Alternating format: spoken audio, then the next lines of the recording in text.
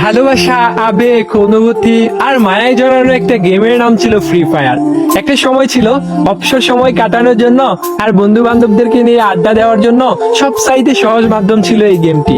তবে কেন জানি এখন আর এই গেমটাকে আর ভাল লাগে না। এখন কেন জানি গেমিং উইথ তালহা আর ফোরেক্স তাহমিদ ভাইয়ের ফানি ভিডিও দেখে আর হাসা হয় না। 2F লোল গেমারের ইমোশনাল ভিডিও দেখেও আর কান্না করা হয় না। যে আজকে সাব্বির বসটাকে সবাই কপি করত, এখন বাংলাদেশের ফ্রি ফায়ার খেলোয়াড়রা আজকে সাব্বির বসকে চিনেই না। রক্সম্যান গেমিং, জুয়েল দা নুব গেমার, তারা আর আগের মতো ফ্রি ফায়ারের আননোন ফ্যাক্টস খুঁজে পায় না। ফ্রি ফায়ার কমিউনিটি নিয়ে এখন আর সাদিকুল ভাই আগের মতো রোস্টিং করে না। প্রো রুবেল আর বটলা নাহিদও আর এখন একসাথে গেম খেলে না। যেই নাইম আলম ভাইকে পুরো বিশ্বের মানুষে চিনত MP40 লিজেন্ড হিসেবে, সেই নাইম আলম ভাইকে এখন আর গেমে দেখা যায় না। কতদিন হয়ে গেছে গেমিং উইথ জিহাদ ভাইয়ের সেই বিখ্যাত ডায়লগ ভাই সাব দেখা হয় না তার ফানি সব কাজ।